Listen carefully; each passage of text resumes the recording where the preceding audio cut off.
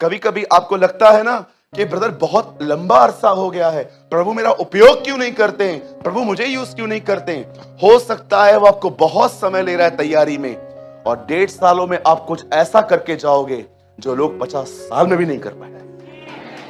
विश्वास करिए।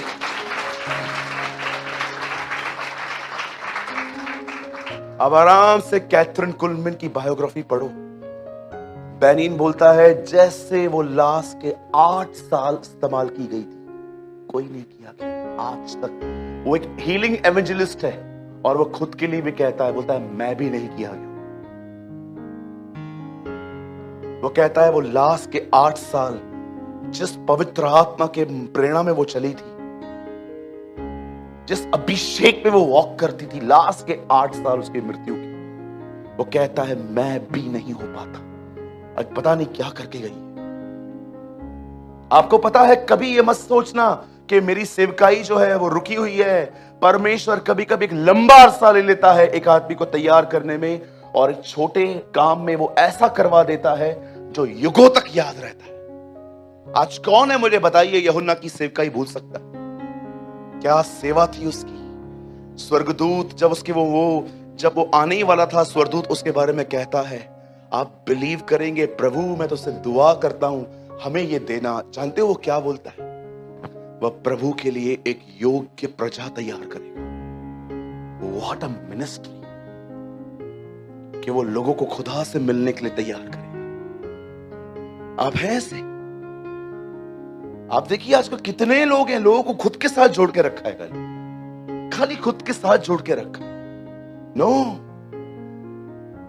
उस व्यक्ति को जब परमेश्वर ने बुलाया, उसको तैयार किया, उसके अंदर से पूरा निकाल दिया उसने।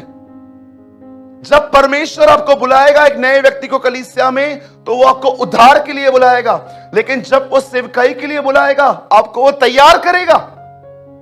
इसीलिए कलाम पाक कहता है नया नया व्यक्ति परमेश्वर का जन न बने, कहीं ऐसा ना हो कि घमंडी बन जाए और शैतान सा दंड पाए। पढ़ा है आपने तीमुथियुस में? यही कारण है कि हम बहुत जल्दी सेवा नहीं देते किसी को।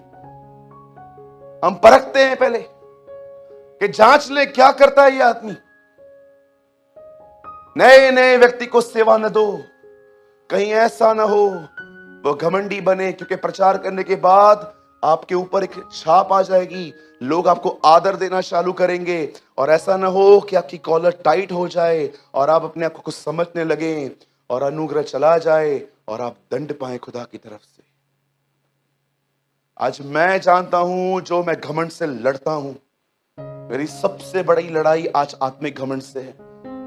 जब लोग अप्रिशिएट करते हैं, ओ ब्रदर खुदा ने बात की, आपने हाथ रखा, ये हुआ वो हुआ, ये हुआ वो हुआ, रिजेक्ट करके दिखाओ इन बातों को। सुनने के बाद इसे अंदर नहीं लेनी है, ये लड़ाई करके दिखाओ। अरे उधर ही उधर ऐसे बढ़ जाओगे ऐसे। जिस दिन में ऐसा हो गया ना, आप बिलीव करो, मैं यहां से प्रचार भी करूंगा ना, आपको लगेगा मात्र शब्द है, कोई सामर्थ नहीं है। कई बार अगर आपको खुदा कहेगा ना, अगर आपको कोई कुछ कहे, आप देखो कुछ बहनों को देखो, भाइयों को देखो, आपको थोड़ा अप्रिशिएट मिले, अगले दिन देखो आप दूसरों को। है आपके अंदर घमंड से लड़ना?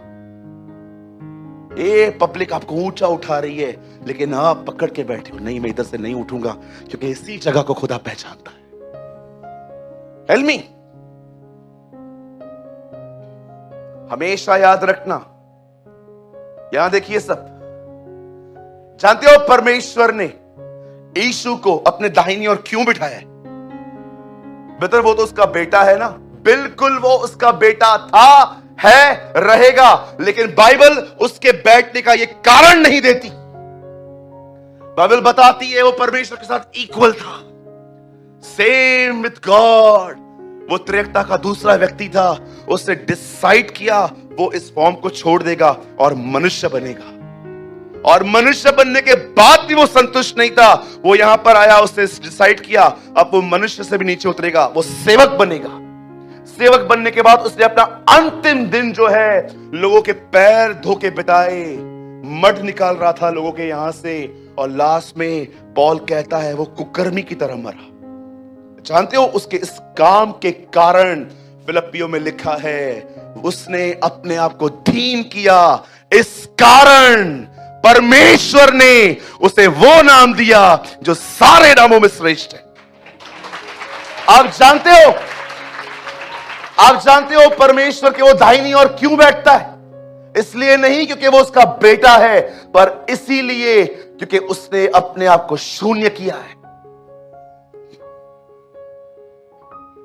मैं आपसे पूछना चाहता हूं, कितने लोग हैं, चाहे कितना भी लोग आपको उठाएं, आप वो जगह नहीं छोड़ते। इसीलिए लास्ट में अय्यूब अपनी किताब में लिखता है, My mouth is shut and face on the dust. मैं मट्टी में मुंह डाल के चुप रहूंगा। इंग्लिश में लिखा है My mouth is shut and face on the dust. यही तुम्हारी जगह है। हर दिन जब भी लोग आपको अप्रिशिएट करें ना, आप उनको झूठी नम्रता भी मत दिखाओ। मैं तो कुछ नहीं, खुदा ही सब कुछ है, मैं कुछ नहीं हूं, मैं कीड़ो आया कीड़ो। एक भाई को मैंने बोला था आप बहुत अच्छे हो, नहीं मैं तो कीड़ा हूं, कीड़ा, मैं तो मकोड़ा हूं। मैंने बोला तो चिपकली है। ये खुदा नहीं चाहता। यीशु ने कहा तुम मुझे प्रभु और गुरु कहते हो और तुम सही कहते हो, मैं वो हूं। लेकिन उसको घमंड नहीं था। जब भी लोग आपको अप्रिशिएट करें उनको बोलो थैंक यू, थैंक यू, मुझे खुदा ने ऐसा बनाया है, थैंक यू। और जब घर पे आए वो सारी जो महिमा आपको लोगों ने दी है ना, उसे लौट। ये आप थे, ये आप हैं।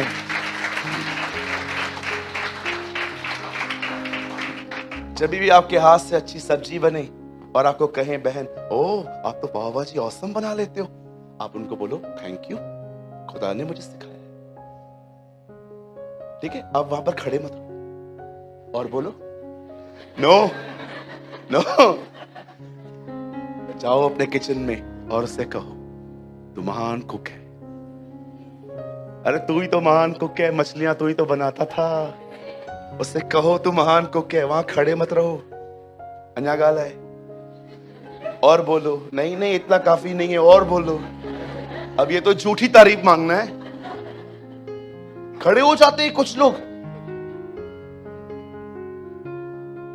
खड़े हो जाते।